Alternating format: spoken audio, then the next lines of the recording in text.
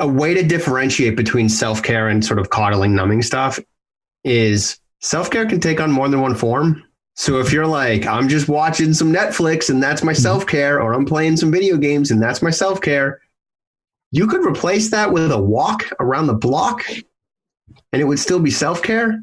But if you are disinclined to replace that with an alternative option, you're probably coddling, especially if the other option is something that is active, right?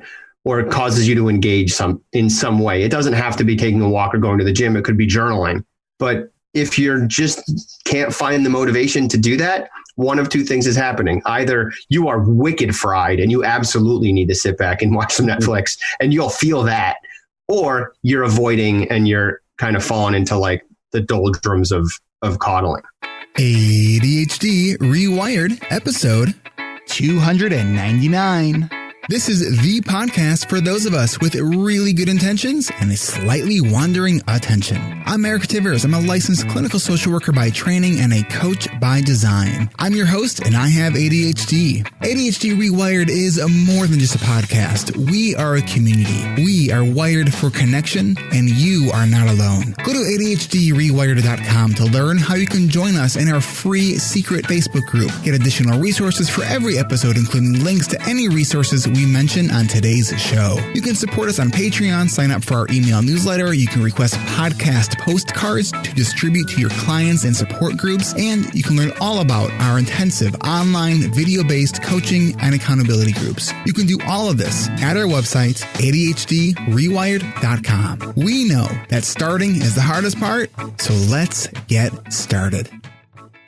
Welcome back to another episode of ADHD Rewired. We have our monthly live Q&A today. We are joined by Brendan Mahan from ADHD Essentials. Hello, Brendan.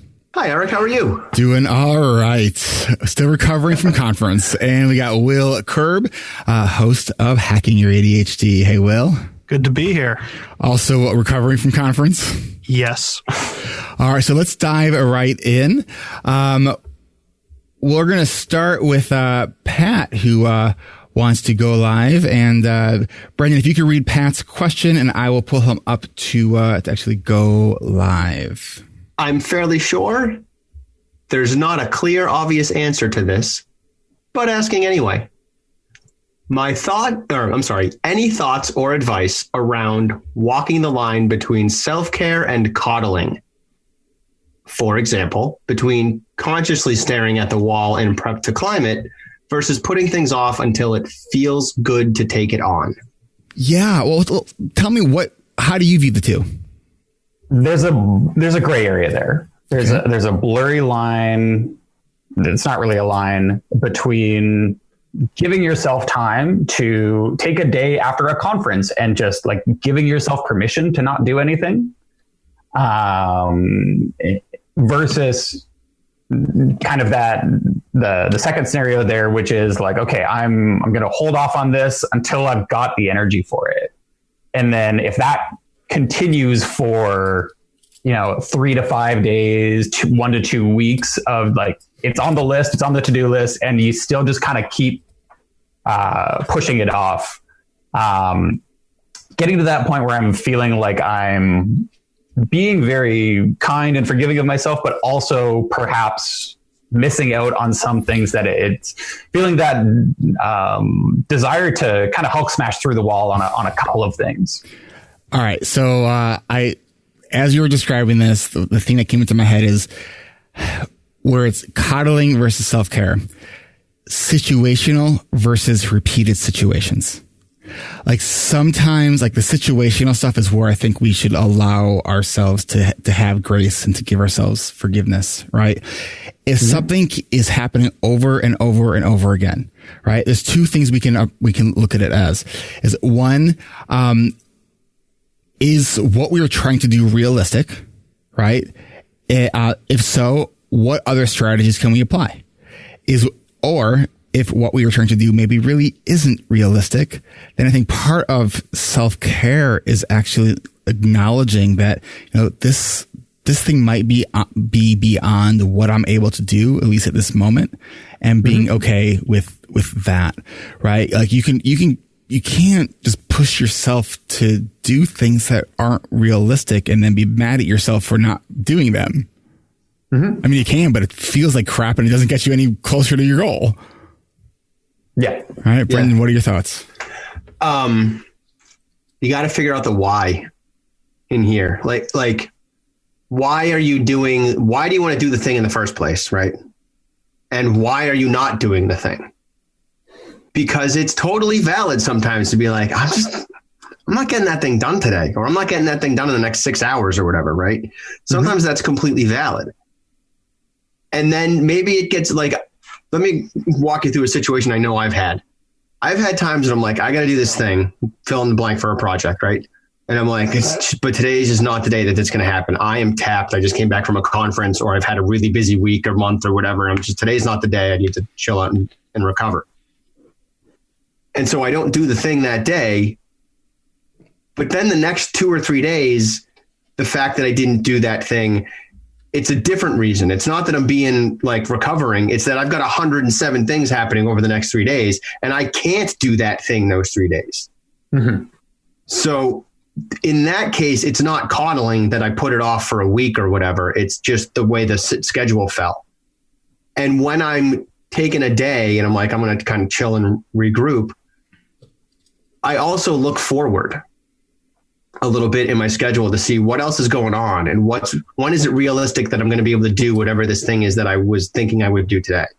Mm-hmm. And sometimes that means I don't get to have as much of a bounce back day as I want, because turns out I have to do this today because I'm not going to have time to do it before it's due, or I'm not going to have enough time to do it while it's still top of mind. And by the time it gets sent 4 days out, I'm going to forget about this thing. So now I need to put it in my calendar, set an Alexa reminder, or do it today. But I find power in self-care in the self-care and not doing the thing.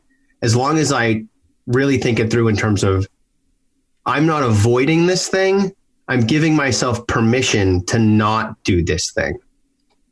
And that it's like a subtle distinction. I don't know how better to explain it, but that's an element here. In our coaching groups, we talk about ask yourself the curious why, mm-hmm. right? So it's, why am I struggling to do this versus why am I struggling to do this? Same question, mm-hmm. but like one has judgment.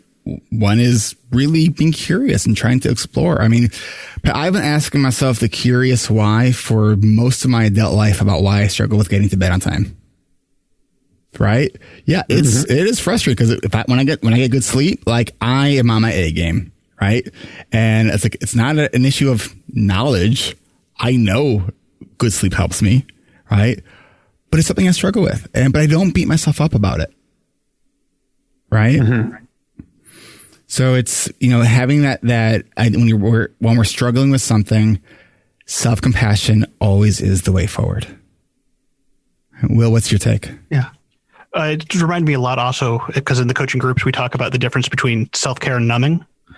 And the cut and dry answer I've always found is you feel better after self-care. You don't after numbing. Yeah. And it's because like I can play video games for an hour as self-care and feel better sometimes, but I can also play video games for an hour and be like, I feel like crap now. This was a terrible idea. And it can be hard to know that beforehand, but I mean, it applies to all things because I can do the same thing with exercise where I'm using exercise as a procrastination to do other things. Or I know Eric has talked about, doing too much work as a way to like, that's no longer self-care. That's a numbing technique. Yeah. So it's all these things just being like, am I going to feel better after this is a way to start with that question, or am I just trying to put stuff off? Mm-hmm. Is that helpful for you, Pat? Yeah, definitely. All different pieces from all three of you. And it sounds like kind of asking a set of actual questions around why am I putting this off? Am I going to feel better for putting this off? And I think those both bake into giving yourself real permission that like all parts of your brain will agree on, versus one part of your brain giving you permission to not do the thing and then other parts kind of coming back 10 minutes later or 2 hours later and being like, oh, why did I avoid this?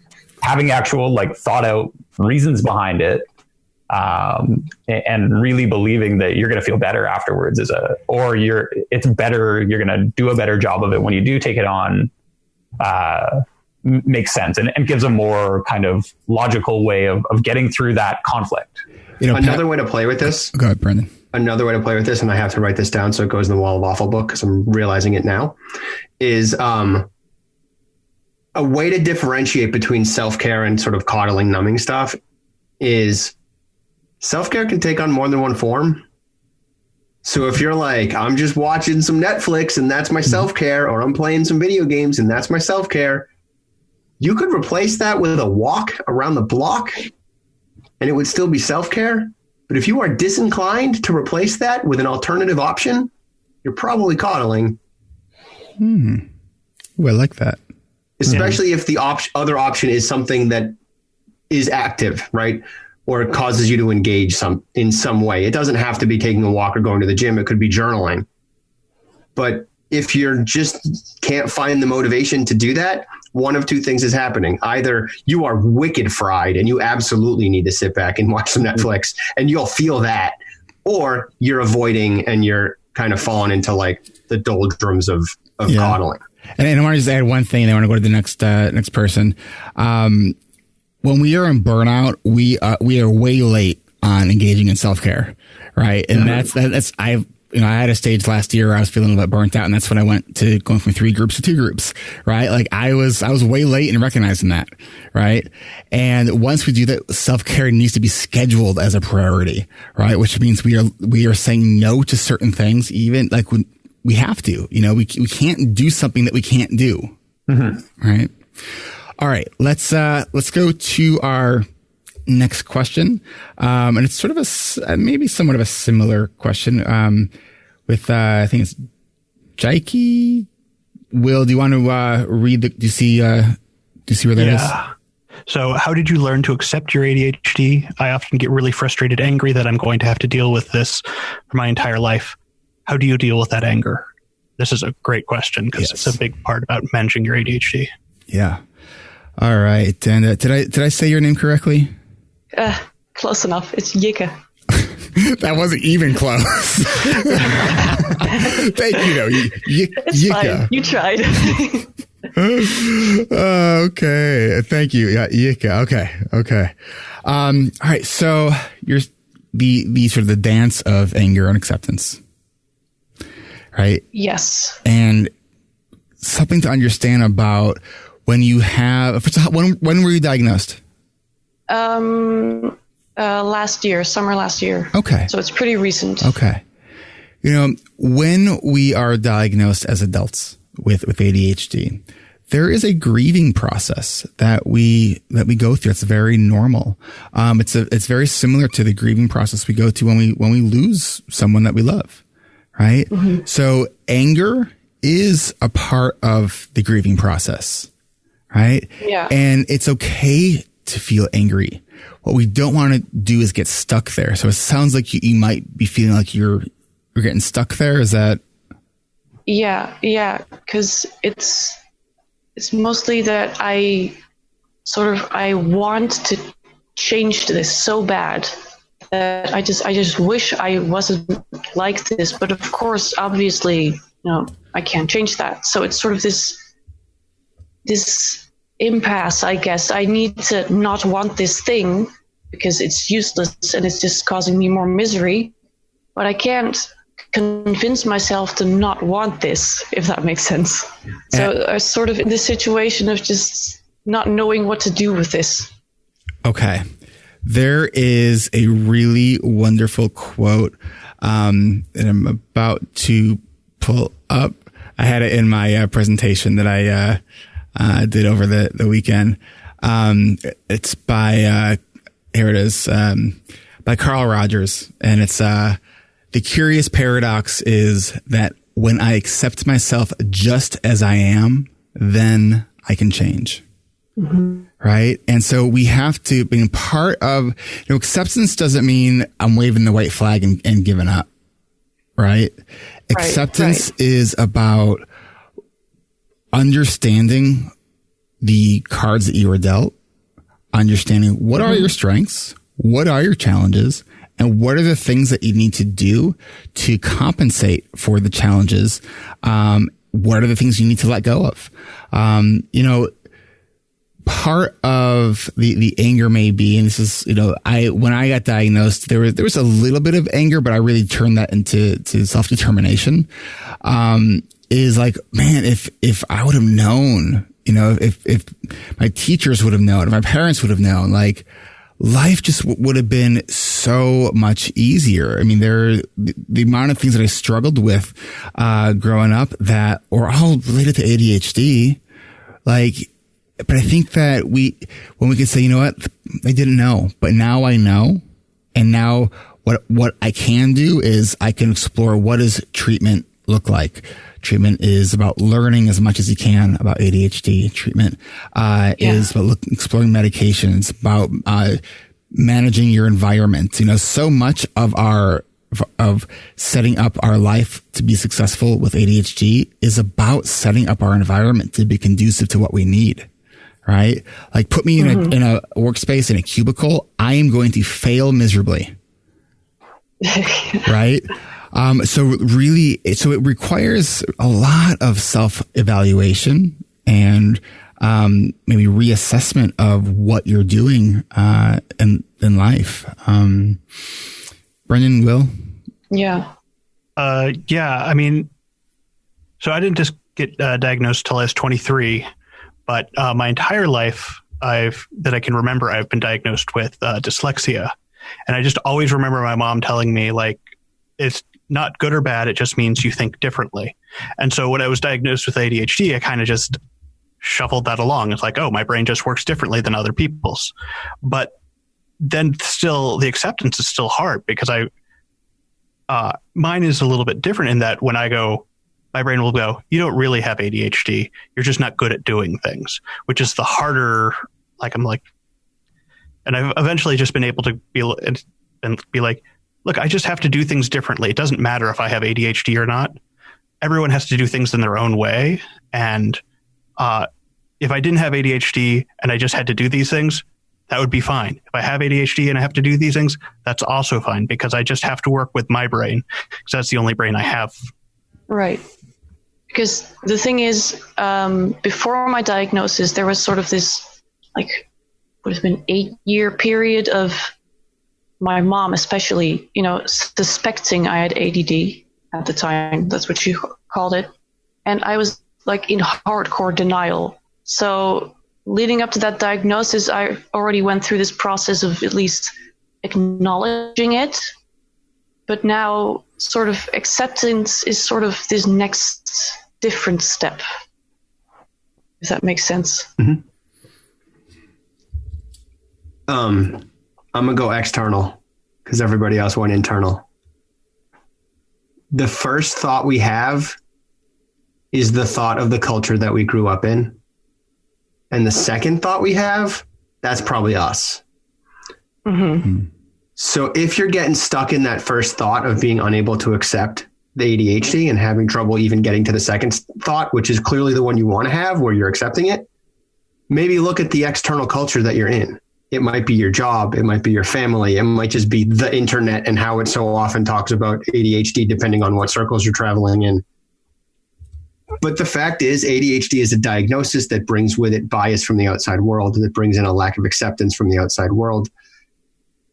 And that's a thing we have to navigate, because that's in us too. That's a component that we have to figure out how to ride the waves of, so we can get to the calmer waters of where we want to be. So just pay attention to that. Pay attention to the outside influences and communications that you're receiving and what they're telling you, and wonder about, do you need to accept it? Do you need to listen to it? And maybe some of that, navigating some of that will help you get to the internal acceptance stuff that Will and Eric were looking at. The other thing that I want to add to this too is that one of the reasons that in my professional work, why I exclusively do coaching in groups, because what happens in a group setting is you are going to hear, and people hear, other people voicing the negative thoughts that they are having themselves internally. And when you hear somebody else doing it and you hear about, they seem like they have their shit together and they seem so together. And then you realize, wait, but I also have those negative voices myself. You want to sort of reach out and like hug that person. And then you realize, oh, that person's actually just like me. I need to be kinder to myself. And so that's why I do this in groups, because I think it allows, it's like the fast track to self-acceptance. Mm-hmm. Yeah. Okay. So I hope that's helpful for you. Yeah, that's a good point. Especially looking at external factors. I'd never actually thought about that. So that's especially helpful. I'm glad. Yeah, I'm going to think on this. Thank you, guys. You bet. Thank you. All right. Engaging its community, definitely huge for me for getting to that next level. Yeah. Yeah. And it might not be perfect for you, but the last 3 episodes of my podcast are me and a whole bunch of people reflecting on the experience of the conference. Every day at the conference. It was great. I grabbed folks and we reflected. The first one, the audio is a little quiet. I got to go play with some stuff and make it better. But the second 2 we did in my hotel room and it was much louder. But give a listen and see how it lands for you. Awesome. All right, let's take a quick break for the podcast. We'll come up with we'll get some another question that we will answer when we come back. So we will be right back. Your last chance to join ADHD Rewired's winter sessions of our intensive online video-based coaching and accountability groups is this Thursday. Over the last 5 years, we've had nearly 600 adults with ADHD experience the power of our coaching and accountability groups. And here are just some of them. So I joined this group, honestly, because of a distracted Google search. I joined this group because I am a graduate student and I was having trouble getting anything done. I joined the group for all the tricks of how to plan, and they work. I joined the group because I decided it was time to bring my ADHD out of the closet. I am a lawyer. I didn't want to come out professionally, for lack of a better term. And there just aren't a lot of people around here I can talk to. So I wanted to join a community. It's nice to have a place where people can get together and chat about these things. I joined this group because I was exhausted trying to do everything myself. And I knew I needed community and a group to journey with in my struggles. I joined this group because I needed a supportive environment and accountability to tackle my goals. It's so nice to be part of a group of people who get it. We don't have to apologize for our being. You guys get it. I joined the group because I was diagnosed about 20 years ago. I've been diagnosed about a year ago. And over that time, I've learned a lot. I've tried medication. I started medication and had some talk therapy, but my therapist was not that familiar with ADD. Tried individual therapy and I found this the group was more effective. I realized in this group that my husband and I of 30 years had not talked about our future or our plans. And we actually sat down and did that. That's a big deal. It's so cool to be able to show up without having to pretend to be different. It's the instant support, encouragement, validation, connection, and camaraderie from people who just get it. This is the starter toolkit along with the boot camp. I was able to put family first in my life, and that's something that has always been a challenge. Because of the group, I discovered hope and the possibility of change around things that I was convinced were immovable. Actually has made some improvements in my marriage and at work and everything. It's been amazing. It all has helped me be more comfortable with who I am. So I actually asked my wife. She said that I have had a lot less panic attacks, that I seem less angry. She's feeling more hopeful. So many times in my life I can say I really didn't know what I was getting myself into. Only this time I'm grateful. Learn from every single person in this group. I think with this group, I learned that I have a lot of things on my to-do lists. I've learned to say no a little more often, and that doing less is really what I need to be doing. My goal now, having gone through and learned all that we've learned, that it's to do less and to live more. There's no greater takeaway. The structured accountability is huge. I can see the changes in everyone. This is the first thing that I have endeavored in that's actually brought me success. I discovered that by slowing down, getting organized, I can create beauty in my life instead of the chaos. Every week has been something that has been mind-blowing and life-changing. After doing this group, I don't feel like I'm a failure anymore. I've gotten more done in the last 10 weeks than I had done in the previous 3 or 4 years. And I thought it was weird that you kept repeating that every time. I'm like, okay, we got it. Like, we can do hard things. I get it. And then about halfway through the group, I was like, oh shit, we can do hard things. A win, I think, would be learning the value of goal making, even at my age. And I am doing so many things every single day that I wanted to do and never got done. Things that I've learned is scheduling, not over-scheduling, time management, and how to plan for the future.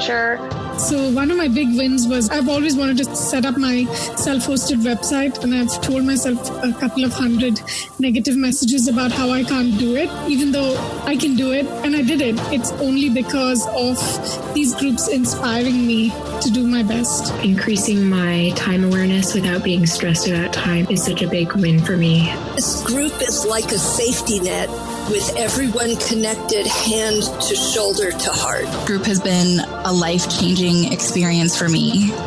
This group is like an iceberg.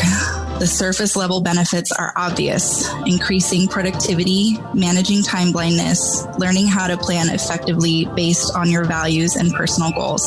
But that's only the tip of the iceberg. What lies underneath is so much more amazing and massive and powerful.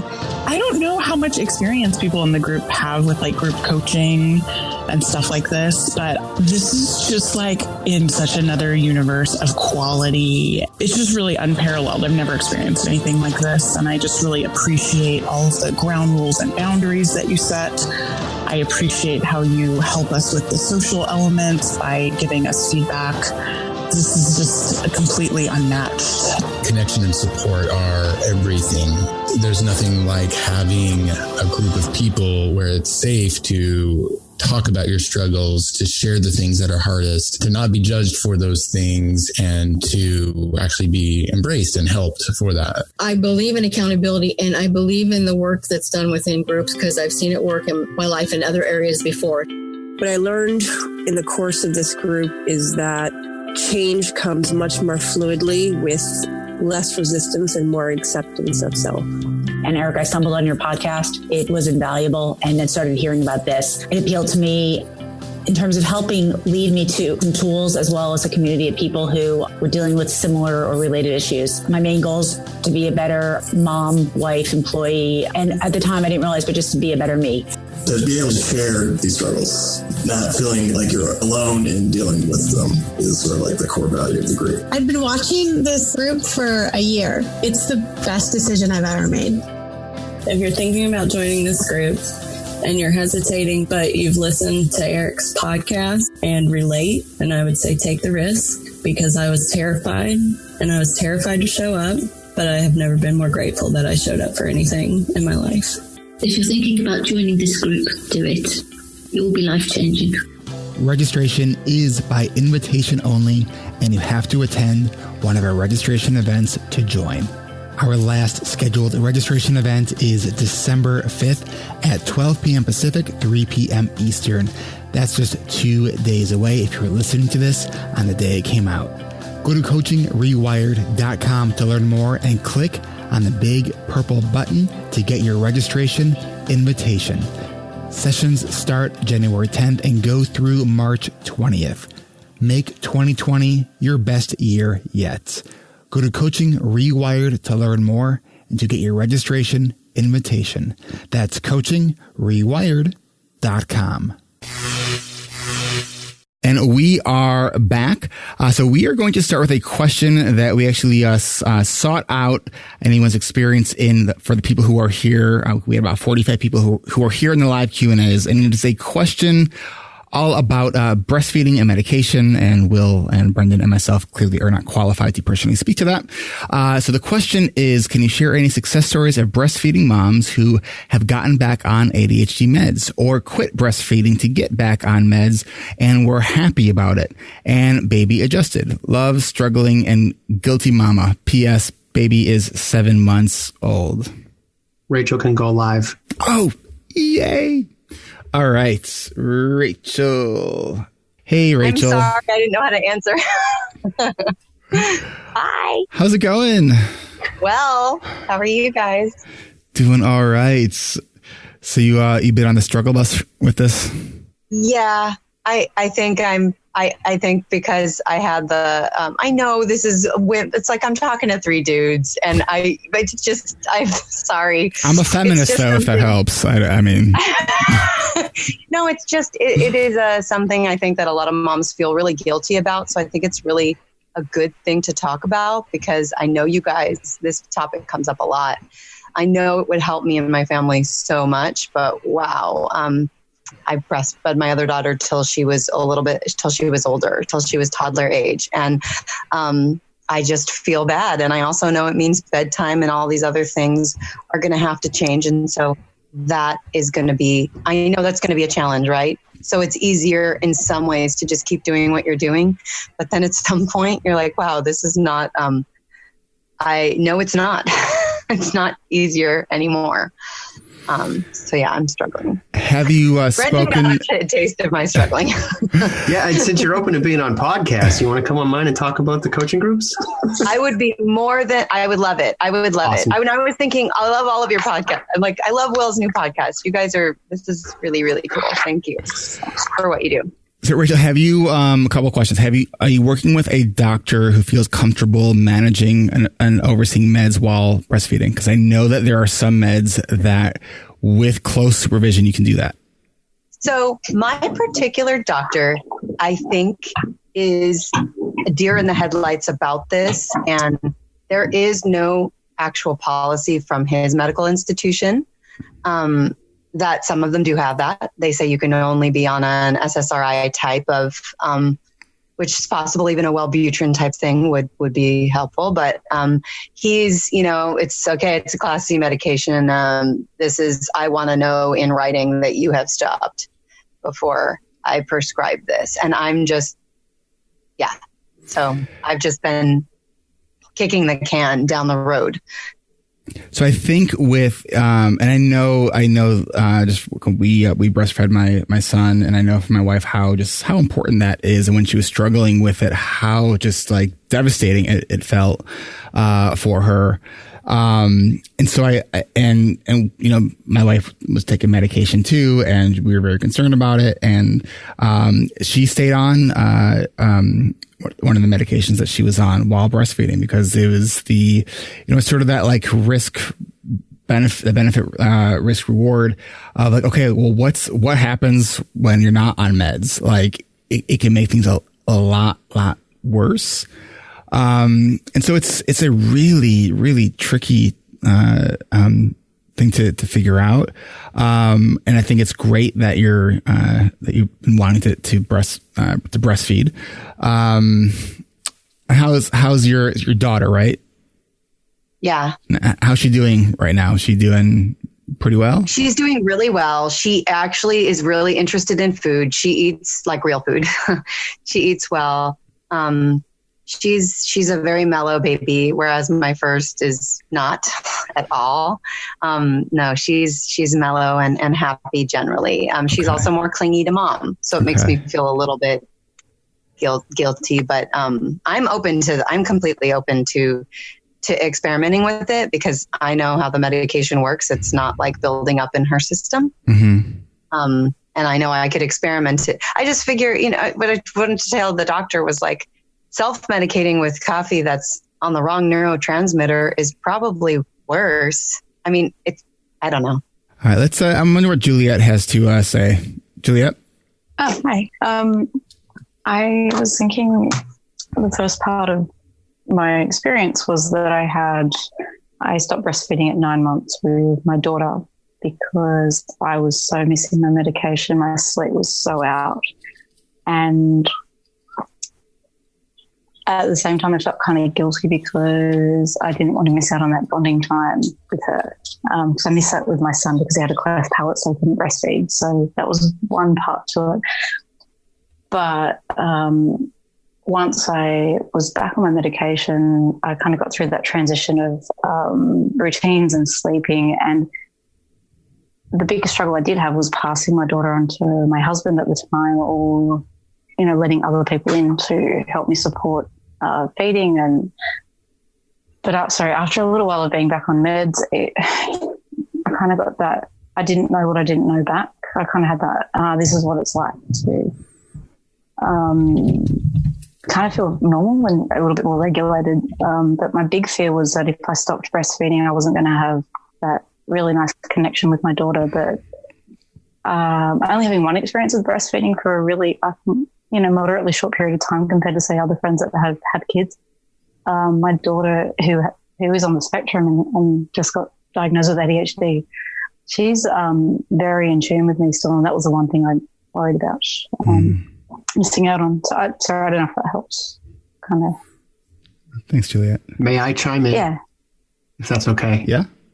I don't know if y'all have listened to some of the podcasts that I've done with my boys, but my guys and I have a really tight connection and a really tight bond, and we're really close, and I can't lactate. So I often hear moms talk about breastfeeding in that way of like, what if I don't bond with my kid well enough if I don't breastfeed?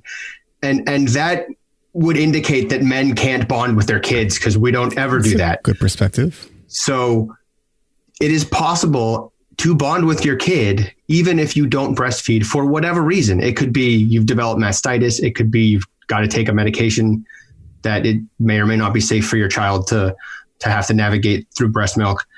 Lots and lots of reasons. But that specific one, it kind of gets my knickers in a twist a little bit because I'm like that, it just doesn't work for me. And I don't feel like I feel like that's a, like kind of like women have been sold a bit of goods a little bit on that one, I think. Mm-hmm.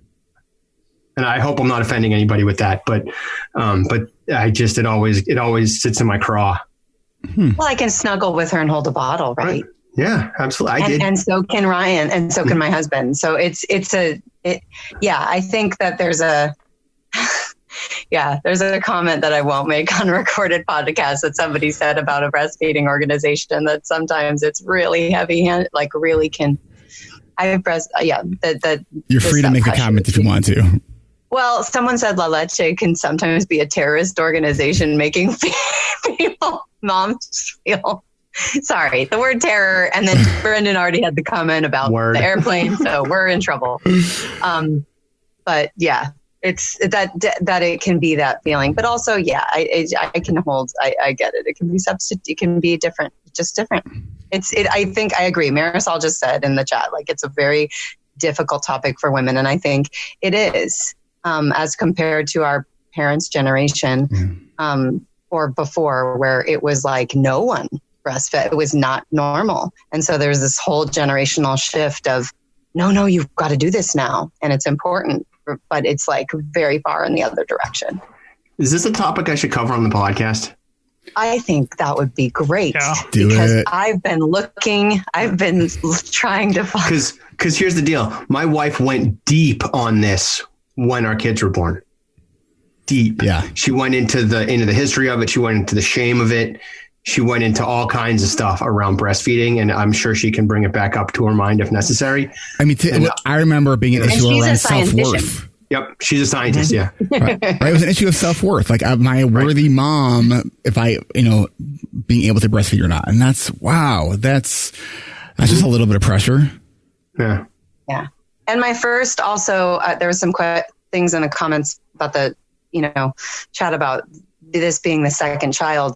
I did, part of it, there's that history there. Like I did breastfeed her for a long time and I never had to, she didn't have to have that same, cut. She didn't have to be cut off in the same way. Although it was difficult when I did have to stop with her, but she was 2. She was almost 2. So, and I just want to say, I was fine. I was okay, but I was only parenting one kid. I can't even imagine how hard that would be. Whenever I hear that a expecting mother needs to go off their medication because they're expecting, I mean, that would terrify me. Like, oh, but estrogen comes in and says, hey, everything's a little bit better with your ADHD. Actually, you're pretty good now. Maybe you don't even need medication. That does happen to some women, and it certainly happened to me. You're on like a little bit of an estrogen high because your estrogen levels are super high during pregnancy. And I have heard that after the hormones sort of rebalance themselves, that you might need to reevaluate dosage of medication, even what medication you take. Like it's sort of like a reset because now your hormones are just different. Yeah. I'm sure I'm going to have to start again with that. It's going to take a little time, which is also maybe part of why I've procrastinated it. And I think too, it's similar to, when you're on the airplane and they tell you if you're a parent, take the oxygen mask first, right? So you can help. So you got to sort of think about it in that realm. Like, yes, is breast milk, the ideal? Sure. Right. But like, is formula and a functioning parent, that's also really important. And formula is fine, right? Can I be a wicked jerk? I've left the car door open in a parking lot. I have not. I mean, that is scary. I have I've left that open in a parking lot, not necessarily with the kid in it, but I'm saying that on a recording. I mean, I want other people to know that, I spent 30 minutes looking for my keys one day. That is not normal for me.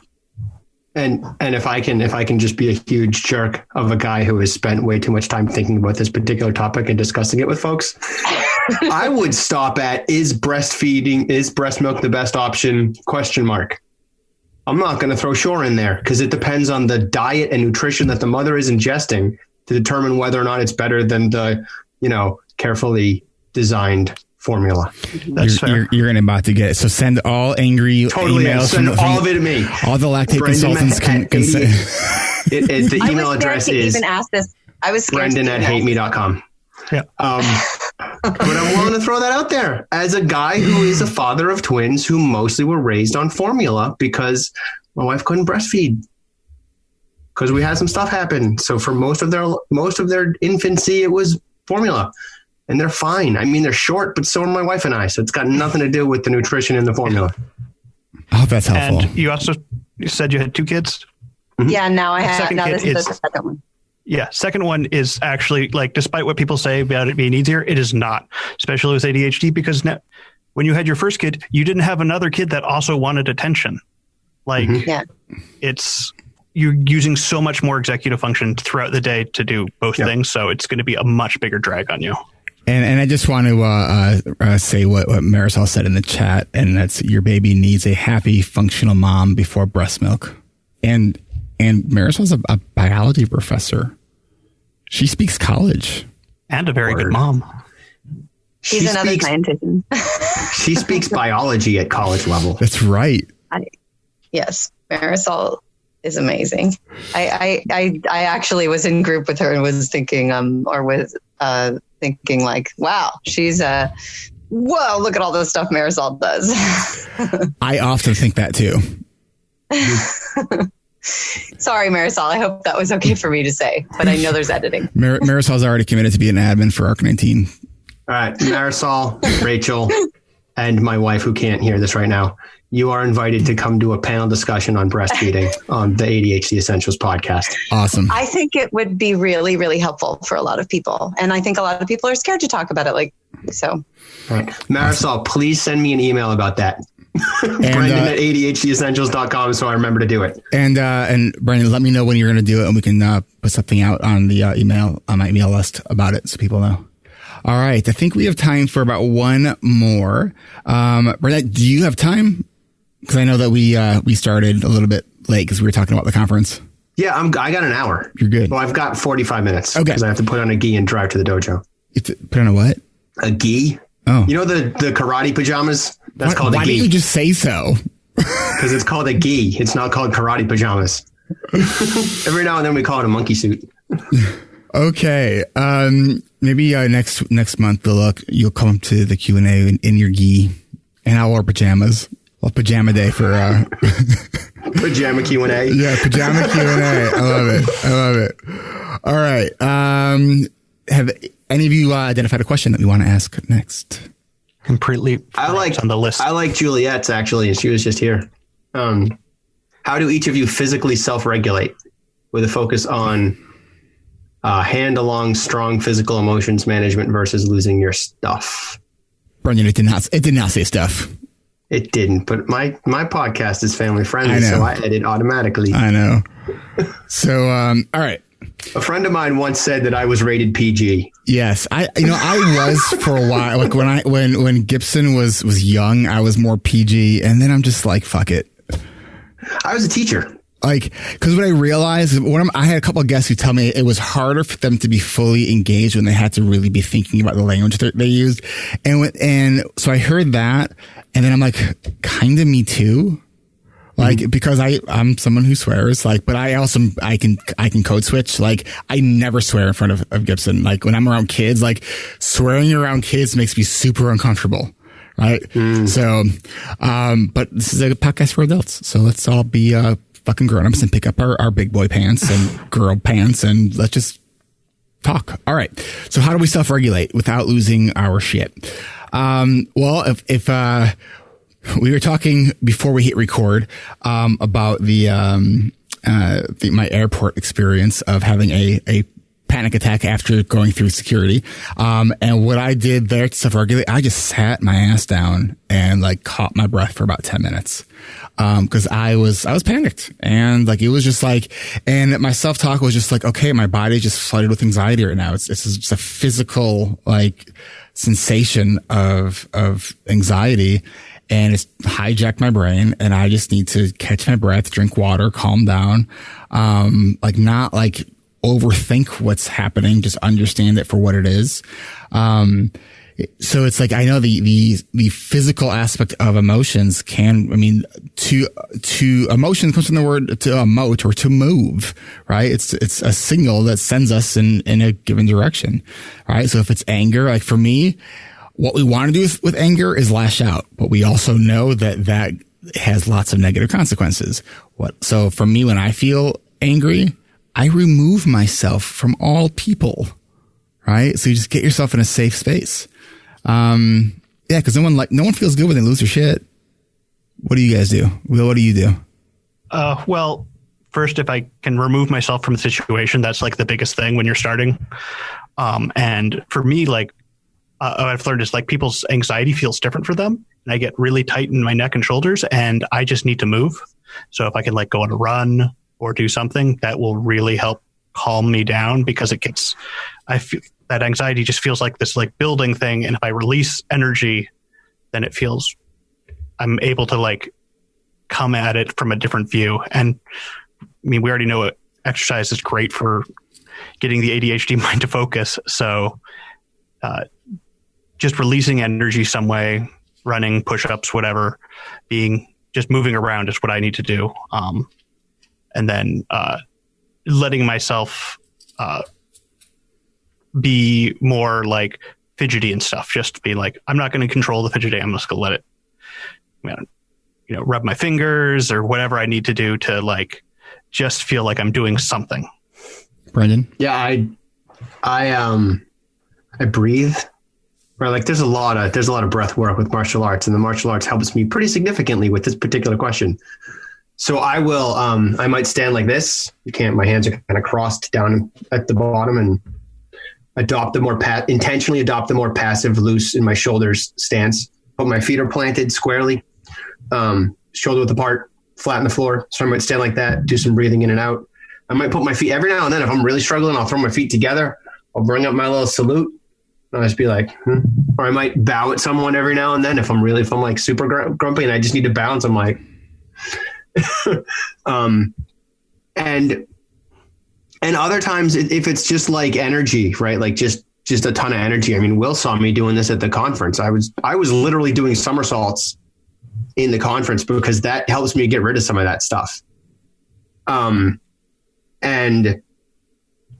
And so too, to think like at the dojo, if I get really jazzed, I start doing handstands and like stuff, because it's just a way to get it out. So that physical expression is critical. And lately I've been doing a lot of squats to both up my stuff, my energy level, and to regulate it. Will, I got an idea for a podcast episode for you. Building your emotional regulation toolbox to really and start keeping track of like what works. Like I know for me, when I get like super high anxiety, if I'm around my wife, like if I ask my wife to either like softly, like basically like soft strokes, like in my hair or on my back, it like immediately just like calms me down. It's like magic, right? So it's like in those situations, I have to ask for what I need. Yep. Right. I'm really bad at that. Yeah. And what Brenda was pointing at is water earlier. That's also a big part is just everything you're doing beforehand to make sure that you're not getting to a place where you're going to lose your shit immediately. Like you're eating well, you're being hydrated. You're not like, if I'm overwhelmed and I haven't been drinking any water and I like get home and, you know, my kids start being crazy, I'm probably going to lose my shit because I haven't been taking care of myself before then. Mm-hmm. Well, and I wasn't even going that far. I will, like, if I'm doing a workshop, I start feeling myself getting a little anxious or nervous, I just stop and drink some water. Now that'll decompress me. And water's great. Gum too. And water's great because our reptilian brain, like, it sort of calms itself down because it's like, oh, if I'm by the water hole, like, then we're not under attack. Everything is okay. Right. So like put a bottle of water in your mouth and keep drinking. And Brendan had held up gum and I've gum. Like I rediscovered gum last year as a strategy. And it's like, oh my gosh, like it's magic. It's crazy. It's just like, I tend to run somewhat anxious and I sort of like forget that I run somewhat because I put that I channel a lot of that towards just like productive energy. Right. But chewing gum, it's just like, it also helps decrease my just other bodily fidgeting. So, cause I hold a ton of anxiety in my jaw. Yeah. My jaw wicked expresses my anxiety. So chewing gum works that out. And anxiety is the only thing we can burn for fuel and wind up with more of it when we're done. So it's great that that's a t-shirt, man. I am quoted on a t-shirt, with that one, but recognize that if you're burning anxiety for fuel, you're also creating anxiety at the same time. So. All right. We have time for one more question and it's about coming out with ADHD. But before we get to that question, we're going to take one quick break and, we will talk about coming out with your ADHD when we return. We will be right back. Our next monthly live Q&A is next week on December 10th. Even though our November Q&A was released today, a week early, you may be wondering why we did that. Because we have our 300th episode coming up on December 10th. The 300th will be a special episode where I will be in a different role during that podcast. So I hope you tune in and check it out. And if you've never been to one of our live Q&As, what you're listening to today is last month's live Q&A. Join me, Brendan Mahan from ADHD Essentials, and Will Curb from our newest podcast, Hacking Your ADHD, next week as we answer your questions live. We do this every second Tuesday of the month at 10:30 a.m. Pacific, 1:30 p.m. Eastern. This is a great way to be a part of the community. To register for our free Q&A, where we will answer your questions, help you with your challenges, and more, go to ADHDrewired.com/events. That's ADHDrewired.com/events. If you're planning on doing it and you didn't write that down, how are you going to remember that? I hope to see you there. Last Wednesday, we finally accepted all of the new members into the ADHD Rewired Facebook community. So if you applied and for some reason you did not get that invitation, just reach out to us. Don't assume the worst. If your negative thinking is in the automatic loop and that itty bitty shitty committee is thinking you got rejected, because chances are you did not get rejected, just reach out to us. You can reach out to us on Messenger or email Barb at support@ADHDrewired.com. So we were really happy to have as many people join last week, and we did a fun live stream, got to chat with a lot of you, and we hope to do this again in the next week or two. So if you are interested in joining our community, all you have to do is apply. Go to ADHDrewired.com/community and fill out the application there. And we will do our best to respond to your application and get you into the community in a week or two. Again, the website to join us is ADHDrewired.com/community. Click that blue button to join and to fill out the application. Hope to see you in the community. I hope everyone had a happy Thanksgiving if you are in the U.S. I had a lot to be thankful for, and I want to give a heartfelt thank you to all of our patrons who support this podcast by giving a monthly financial contribution over at ADHDrewired.com/Patreon. If you love the show and you count on it each week, why not give a gift that makes sense to you? Check out the perks starting at just $5 a month. And remember, you can join me and a small group of other patrons every fourth Tuesday of the month for a group coaching call on Zoom if you support us at $25 a month or more. Our next scheduled call would be December 24th. I'm going to make a posting on Patreon for those patrons at the $25 a month level to let me know if you can make it that day. Otherwise, we will do it again in January. And just a quick suggestion to all of you $25 a month patrons, put it on your calendar so you don't forget to RSVP. Whatever your reason for giving and whatever amount you can give, thank you. It really does help, and it really does mean a lot to me. Become a patron at ADHDrewired.com/Patreon. That's ADHDrewired.com/Patreon. And thanks. And we are back. Gail has a question about your thoughts in coming out as having ADHD to family, friends, clients, strangers on the street. All right. So, I really do like the sort of analogy or the comparison to coming out. Cause it is that, and it's not like you say it once and it's done. It's like you regularly are self-disclosing in the times and places where self-disclosure is necessary. So we really have to always ask ourselves, what is the purpose for self-disclosure? Right? Is it just because I want everyone to know? Cause in those scenarios, sometimes it's really not the best approach just because you want everyone to know. It's not that you're it's great if you're not ashamed of it. Like, you shouldn't be ashamed of our ADHD, but also there's lots of people who don't understand ADHD. So by just coming out and just telling everyone you know and don't know that you have ADHD, now there's going to be a lot of false assumptions placed towards you. Okay. So when it comes to family, we can kind of dissect this out, maybe one category at a time. Sharing with your family, I think is a good thing to do in most situations. It can be hard though when your family is, they say some variety of, we don't really believe in ADHD, or they don't believe in mental health issues. Cause I know a lot of people who are in that scenario, and it sucks. And it's not your job to be the asshole whisperer in those situations, right? Like, you can give information, and if they want to accept it, fine. But you can't ram it down someone's throat, right? It's sad, and it's unfortunate, and maybe requires a lot of hard conversations.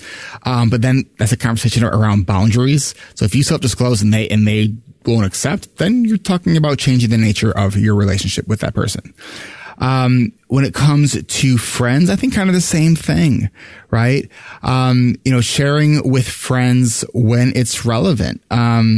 It's when you're sharing something like, hey, if I know for my friends, if I make sure that they understand that if I don't text them back, there's a 99.9% chance it is not because I am mad at you.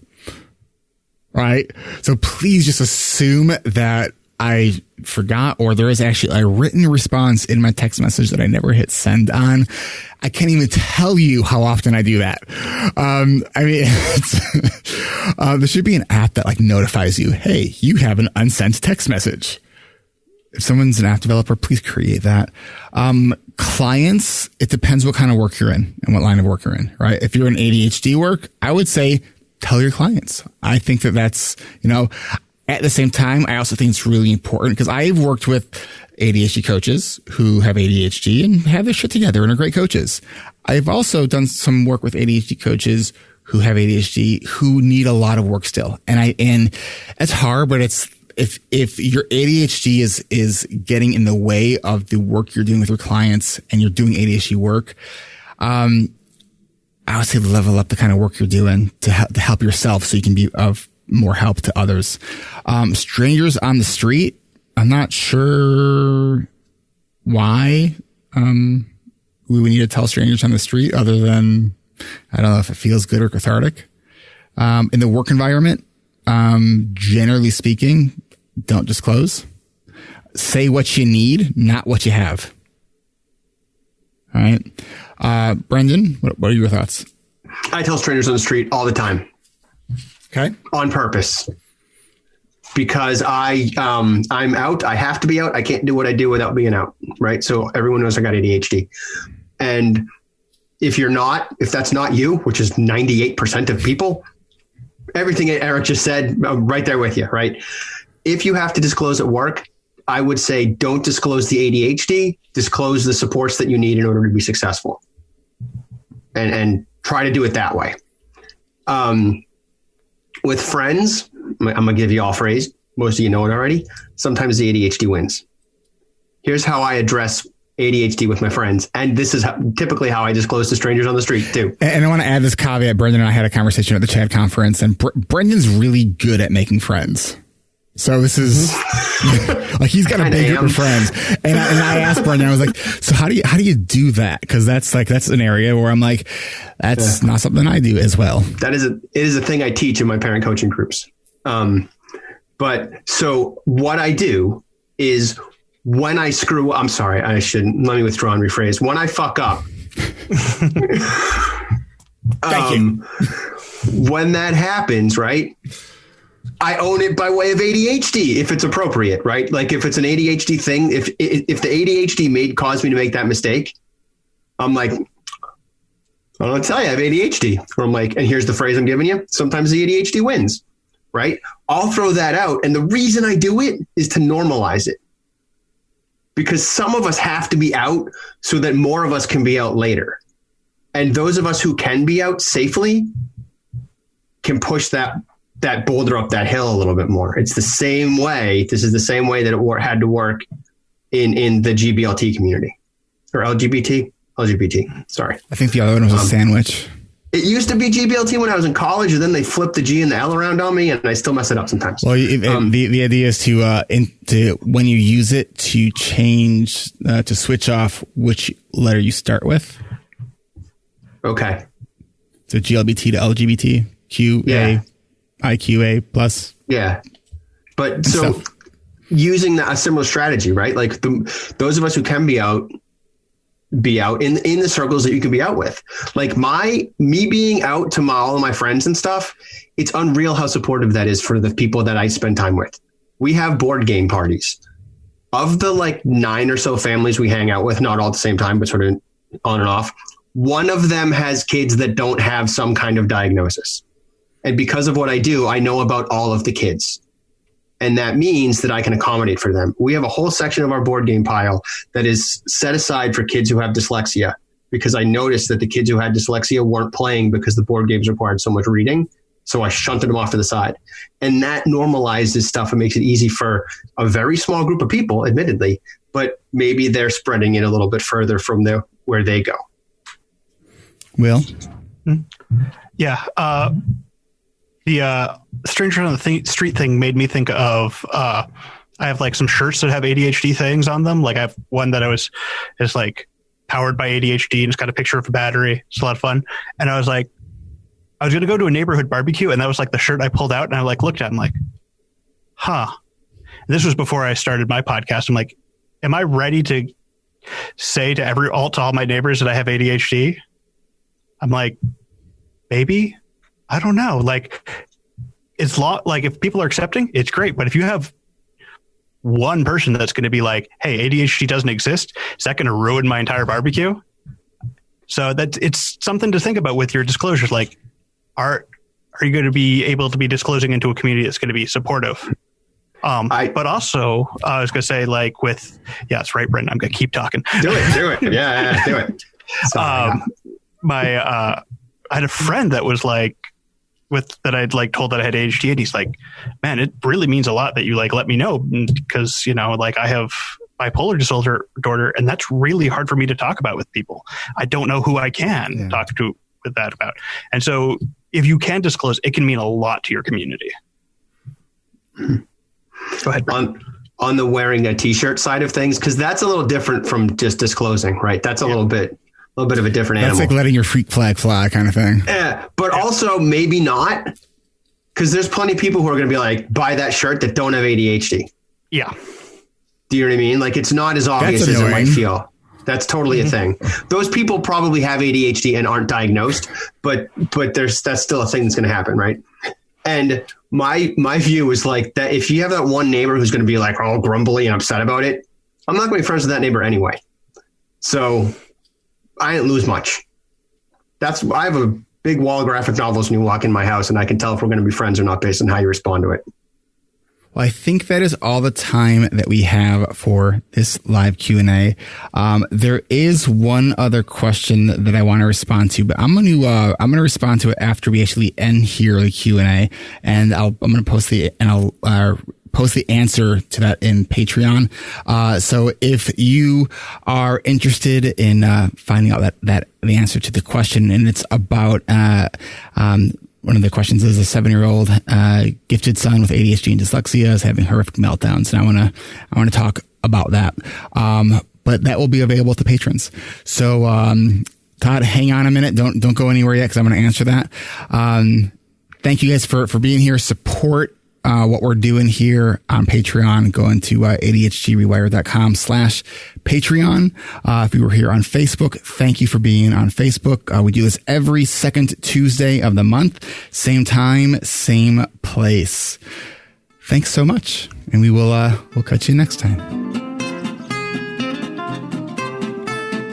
This is Eric Tivers. Thank you for listening, and congratulations for making it to the end. ADHD Rewired is more than just a podcast. We are a community focused on learning, growing, and connection. The website is ADHDrewired.com. You can find summaries and additional resources for each episode. You can apply to our free and secret Facebook community. You can learn more about ADHD Rewired's intensive online video-based coaching and accountability groups, and sign up for my email newsletter to get exclusive content you won't get anywhere else. It's all at ADHDrewired.com. While you're there, click the Patreon button.